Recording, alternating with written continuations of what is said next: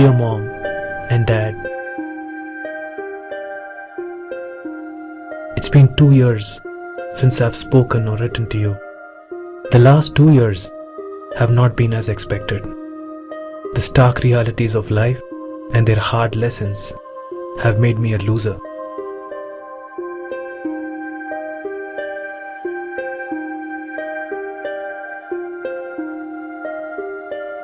Dad, I can still remember those morning walks in the park and the sneaky trips to the ice cream shop.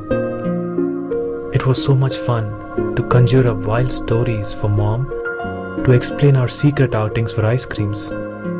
Let it be my first day in school or my first cycle ride. You were always there to support me.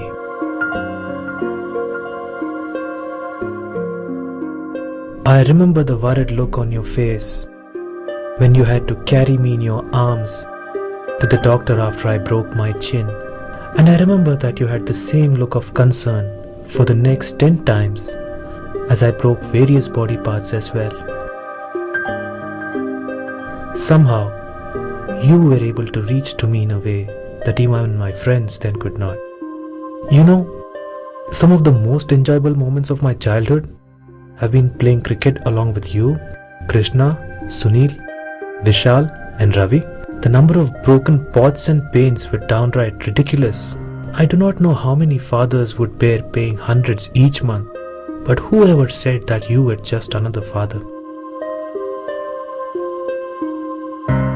College life and later my decision to go into this field of work have had its impact in our closeness and in our understanding of each other. I can sadly recollect how I stormed out on that fateful day 2 years ago.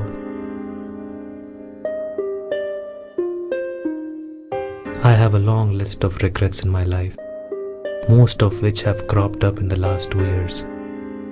But if I sort through them, then right at the top would be that I lost my strong bond with my dad, but I have never forgotten your love, nor do I love you any less.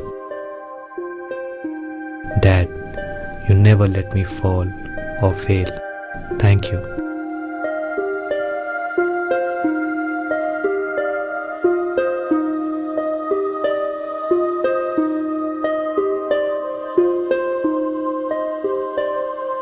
Mom, this letter would be incomplete if I don't mention you. You were always patient enough to listen to all the complaints from our neighbors. My sweet ATM never said no or asked why when I asked for money. This is the only account where I could make withdrawals without making any deposits. Let it be my late night movie shows or my combined studies with my friends, I never let you have a peaceful sleep. The one thing I have missed the most in the last 2 years is eating your bitter gourd gravy.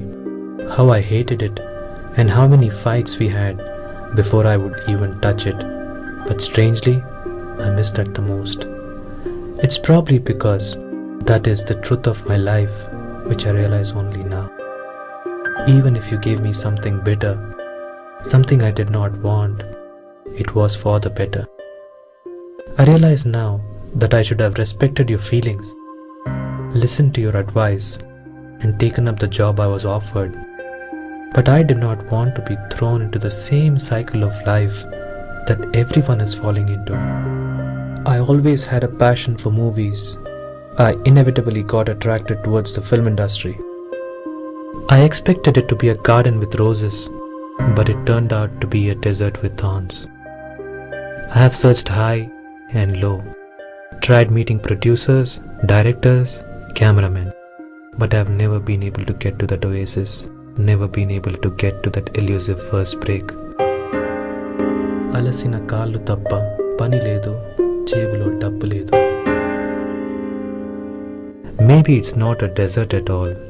Just like the way bulls cannot recognize color being an animal, so too I am blind to the garden in front of me because I don't have the talent.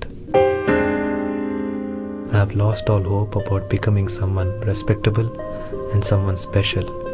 The one person I have become is a loser. Defeat is staring at me, but I don't have the courage to look at it.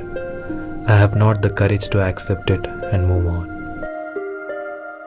I walked out on a wonderful family, a warm home, lovely friends, and taken this meandering path which finally ends on a steep cliff.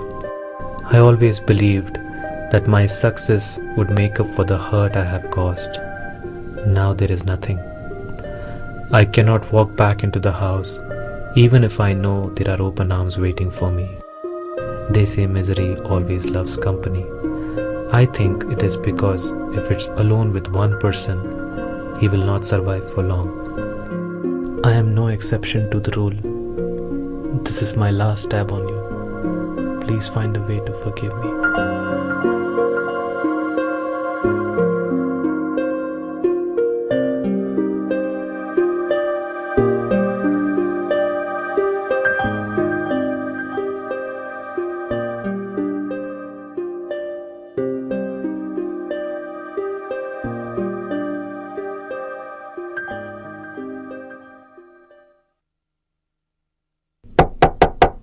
Ramji, open the door.